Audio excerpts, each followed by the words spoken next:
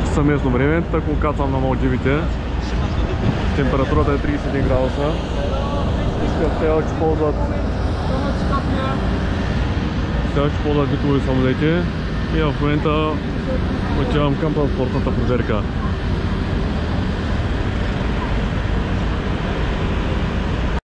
Ето го изхода на летището в Мале. За да се предвижа до Мале трябва да се хвана ферибот. Ето насреща точно на залез.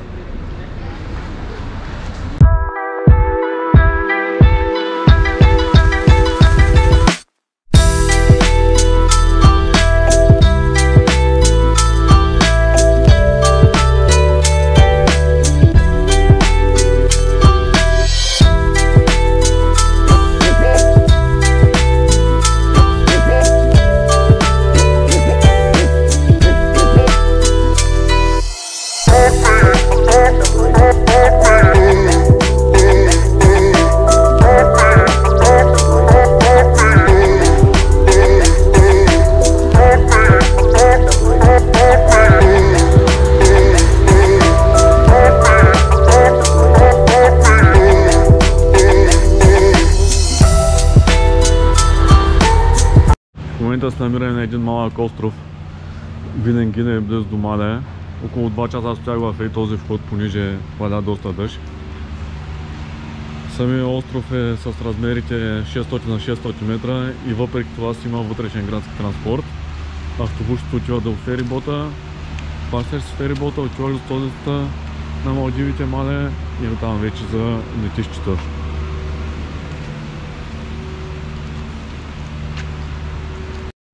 Намираме се на остров Виленгине, където живеят само местни.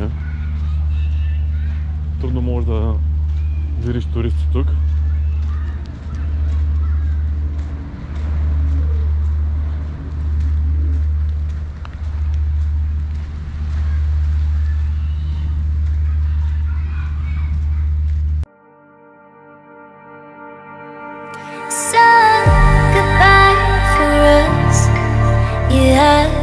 Say it, baby, and us in Texas. You wanna try, baby? I know you can, I know your heart, and you will figure out you love me now, now, now, now, now, now, you know I gotta leave. You love me now, now, now, now, now.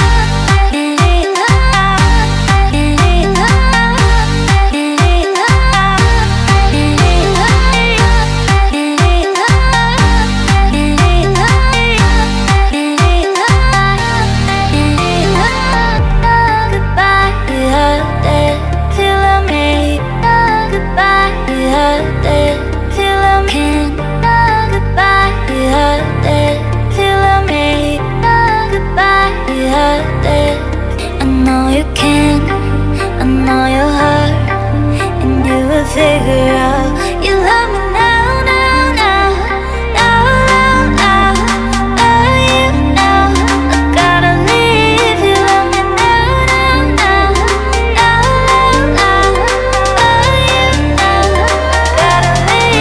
You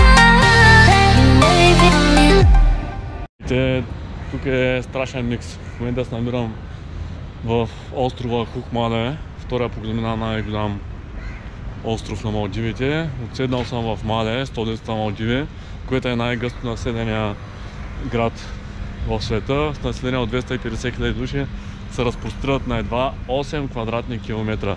Някаква улица е. Направо се почувствах като в Индия или в Бангладеш. Същата улица, мизерия, остров е населяван единствено от хора от Индия и Шри-Ланка и по нищо не мога да разбереш, че си в по-различна държава от Индия. А в момента съм във втория по големина остров Хохмаде. Той е малко по-цивилизован. Както виждаш зад мен, яко се застроява. Не е толкова популярен. Единствено е популярен с това, че тук се намира международното летище и повечето полети за всички острови тръгват от този остров. Ето и малко изоставени сгради. Но иначе, така как гледам, май този остров ще стане най-населения. И доста хора ще се прехвърлят тук. Като цяло автопаркът е доста интересен. От най-евтините автомобили до най-скъпите. Пълно е с BMW X6 и с Toyota Yaris. Това са двата най-често срещани автомобили. Тук там е нещо японско, като това Suzuki.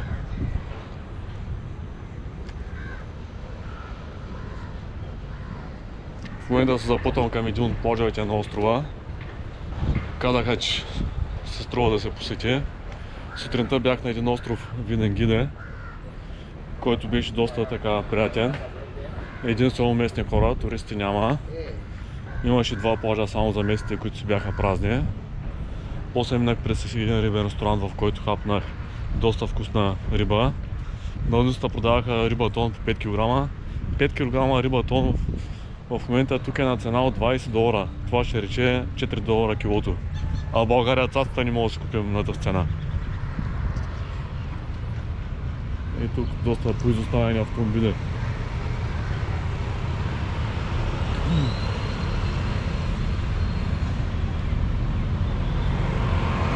Хващам пешеходната. Един от многото мостове през канала. И целият градски транспорт е двоетажни автобуси.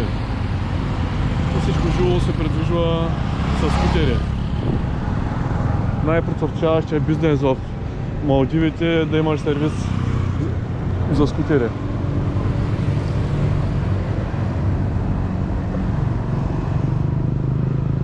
Ето го плажа на Индийския океан. Сутринта вода доста продуен дъжд и в хода на едно училище стоях около 2 часа. Едно момче беше така добро да им даде хотспот и да използва малко времето да свърши някои неща в интернет.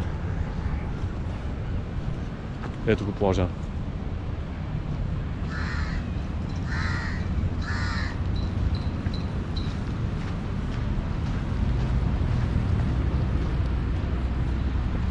Да видим водата как е.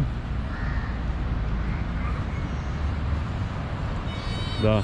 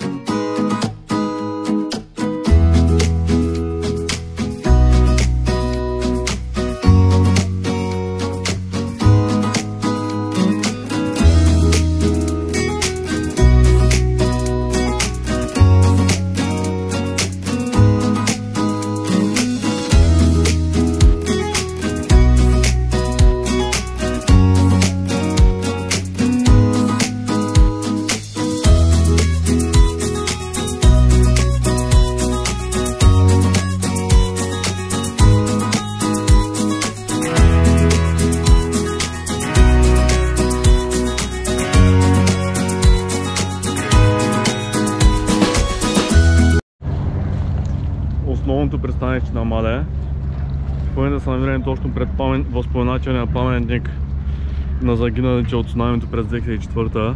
Както много хора знаят, 2004 имаше огромно цунами в Индийския океан и повече от 1000 души са загинали тук в Маде.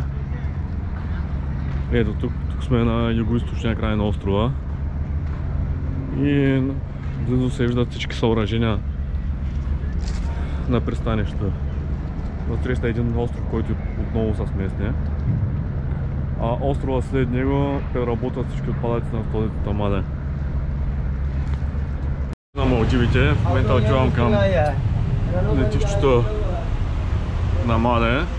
До вечера имам полета от 9:15 за Куала Лумпур. За 2 дни изключително много видях от тази уникална държава. Държава, която се разпростира на площ от около 100 000 квадратни километра, както България. Но единствено острови, около 1000 острова, от които 200 обитаеми. И ето, в момента напускам най-обитавания остров и най-гъсто население, даже се води най-гъсто население града в света. Маде. И в заключение, Малдивите е много интересно място, като плажна дестинация, като това да видиш нова култура, много близка до тази на индийската и държава като Шри-Ланка. Храната е уникална, за първи път ядох толкова вкусна рибатон и толкова много други морски видове се предлагат, че просто е неописуемо. И отделно пък тук ще банани са едни дребнички като корнишони и те са изключително вкусни. Имам да вървя около 20 минути до ферибот терминала, оттам ще хвана ферибота и към летището. Не успях да се направя чек-ин онлайн, затова ще го свърша на самото летище. Направо е невъзможно да пресечеш, навсякъде само скутери и тук там е някой дребен автомобил.